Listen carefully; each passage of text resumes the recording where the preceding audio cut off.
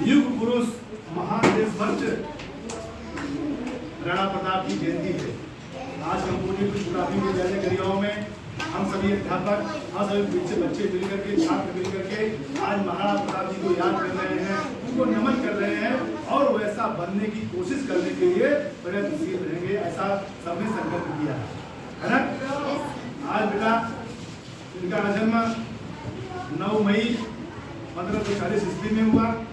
आप सभी जानते हैं ऐसे कलिकाल में इनका जन्म हुआ जब चारों तरफ मुगल शासक था। मुगल का पूरा साम्राज्य चारों तरफ फैला हुआ था। लेकिन जिसे गुरु जी ने बताया, इन्होंने, इनके पिताजी भी कभी हार नहीं मानते थे। लेकिन वे अकबर से हार भी गए, लेकिन जाकर के दूसरा एक अपना राजधानी बना लिए, दूसरा एक राज्य उदयपुर बना लिए, एक उदयपुर अपना दूसरा राज्य बना लिए। फिर जब राणा प्रताप की जो है राज्याभिषेक होता है तो राणा प्रताप को तमाम सभ्य प्रस्ताव देने के लिए कई लोगों को भेजा।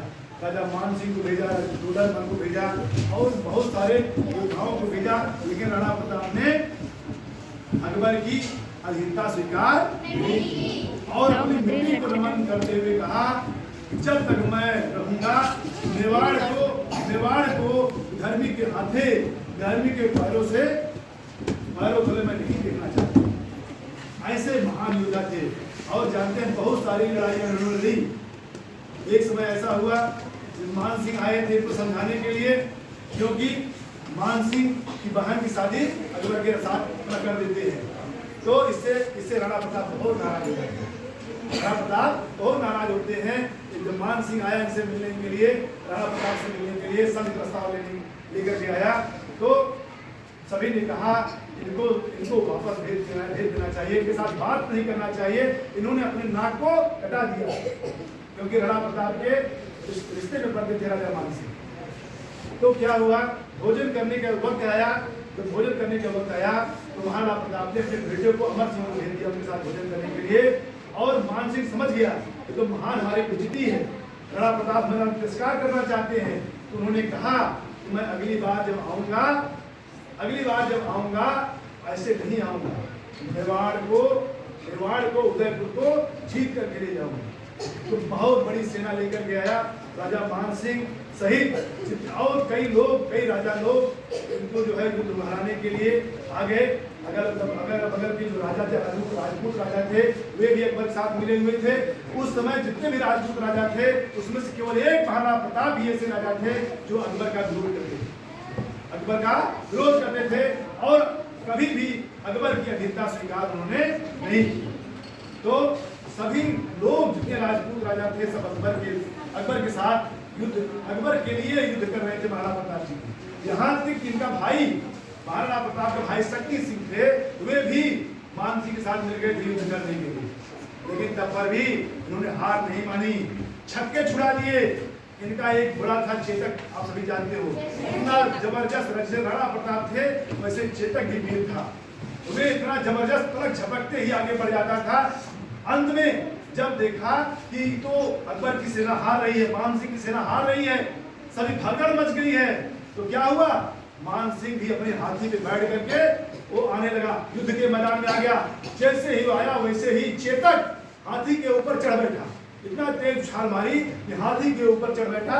जैसे ही भाला अपना निकाल करके मारना चाहा, राणा प्रताप जी ने सहयोग से उसके महावत खड़ा हो गया, महावत को लग गई और मान सिंह बच गया। इतने में क्या हुआ, उनका घोड़ा घायल हो गया। उसी पे उनका घोड़ा घायल हो गया। जब घायल हो गया चारों तरफ से गिर गए। कौन गिर गए, राणा प्रताप जी गिर गए। उतने में उनके दरबारी झाला सिंह भी आ पहुंचे और झाला सिंह ने उनके मुकुट को पकड़ करके अपने सिर पे लगा लिया और कहा कि मैं ही राणा प्रताप हूँ, और उनको सुरक्षित मौका दिया बाहर निकलने का। और बाहर निकले, उधर मुगल सैनिक इनको खदेड़ लिए थे, इनको राणा प्रताप को। इतने में शक्ति सिंह जो उनका भाई था, उनके अंदर भ्रातृत्व प्रेम जा गया कि मेरा भाई जो जमीन के लिए, अपने देश के लिए मर रहा है, कुर्बान हो रहा है, अपने देश की आन मान रक्षा करने के लिए वो सब कुछ करने के लिए तैयार है, वो आज मर जाएगा, मुगल लोग मार देंगे। तो क्या हुआ, पीछे पीछे वो भी दौड़ा और जितने लोग, और एक समय ऐसा आया चेतक गिर गया, महाराणा प्रताप भी गिर गए, घायल हो गए थे। तो मुगल सैनिकों ने जैसे उनको मारना चाहा, वैसे ही शक्ति सिंह ने सबका पराभव कर दिया, सबको मार करके जमीन पे गिरा दिया। मेरे प्यारे बच्चों, इन्होंने कभी मुगलों का अधीनता स्वीकार नहीं की। अपना उदयपुर राज्य, मेवाड़ राज्य सहित कई राज्यों को महाराणा प्रताप ने जीत लिया, मुगलों से छीन लिया था। ठीक है, जैसा गुरुजी ने बताया, घास की रोटियां खाई, जंगल में रहे, भोजन नहीं मिलता था, लेकिन तब पर भी हार इन्होंने स्वीकार नहीं करते थे। इनका एक हाथी था, रामदास नामक हाथी, इतना बलशाली था तो 4-10 हाथी उसका कुछ बिगाड़ नहीं सकते थे। अकबर ने हाथी को कहा कि हाथी मुझको दे दिया जाए, लेकिन राणा प्रताप ने उसको स्वीकार नहीं किया। अंत में बहुत वीरता से युद्ध किया। इनके जो है हाथी पकड़ लिया गया, अकबर ने बंदी बना लिया, लेकिन हाथी जब तक बंदी था कुछ खाया पिया नहीं, बिना खाना पीना खा करके दम तोड़ दिया, लेकिन अकबर की अधीनता स्वीकार नहीं किया। जैसे राणा प्रताप ने, चेतक ने अकबर का अधीनता स्वीकार नहीं किया, वैसे ही महावत, ये इसका क्या नाम था,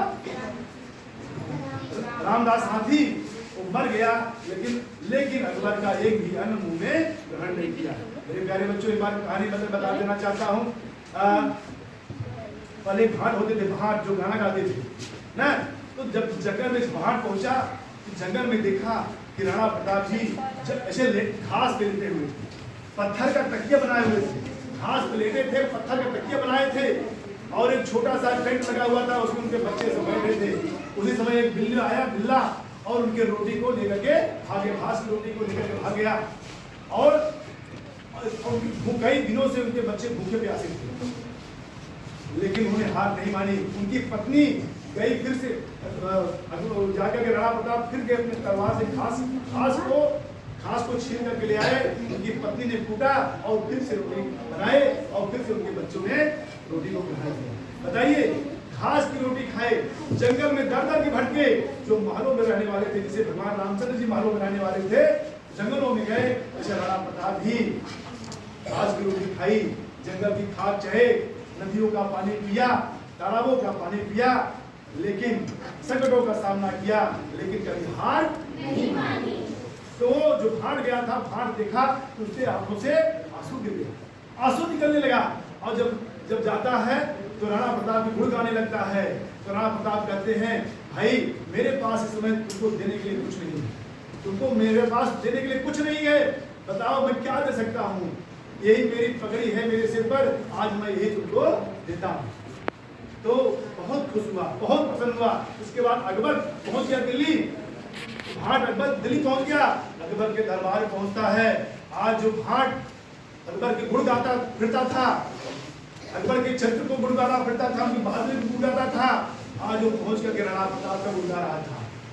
और जो पहुंचते ही सलामी ठोकता था, ऐसे करके सलामी ठोकता था, और पहुंच करके तक करके खड़ा था, किसके सामने, सम्राट अकबर के सामने तक करके खड़ा था। तो अकबर ने पूछा अपने मंत्रियों से, आज भाट को क्या हो गया है, आज इनने नमस्कार नहीं किया, सलामी नहीं मारी, आज राणा प्रताप को गुण गा रहा है।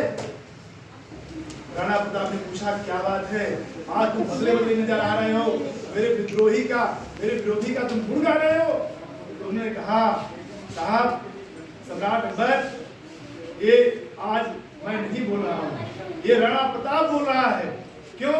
क्योंकि आज राणा प्रताप की पगड़ी मेरे सिर पर है, आज राणा प्रताप की पगड़ी मेरे सिर पर है, इसलिए आज मैं आपको सलाम, आपको नमस्कार नहीं कर सकता है, चाहे मेरे गर्दन भी कट जाए, लेकिन आज आपको सलाम नहीं करूंगा जब तक ये पगड़ी मेरे सिर पर है।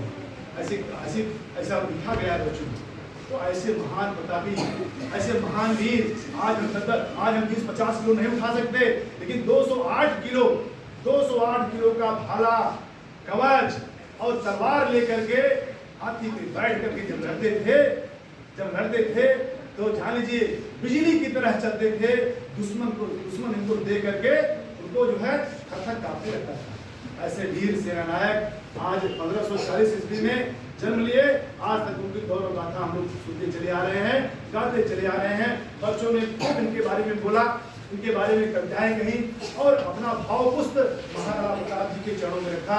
मेरे प्यारे बच्चों, आप भी आदर्शवादी बनिए, देशभक्त बनिए, कर्तव्य परायण बनिए और किसी का हित का स्वीकार मत कीजिए। अभी मैं कक्षा 8 पढ़ा रहा था ना, सर्वम परवसम दुखम सर्वम आत्मवसम सुखम। ठीक है, दूसरों को गुलामी करने से बढ़कर के कोई बड़ा क्या नहीं है, दुख नहीं है। ठीक है, इसलिए किसी गुलाम न बनिए, स्वयं शासित बनिए, आत्मशासित बनिए, ईश्वर को नमस्कार करते हुए, प्रणाम करते हुए देशभक्त बनिए। राणा प्रताप की जय, उनके घोड़े चेतक की जय, उनके हाथी रामदास की जय। आज हम सब बच्चे, हम सब अध्यापक मिलकर के उनको नमस्कार करते हैं और श्रद्धासुमन उनको हम अर्पण करते हैं।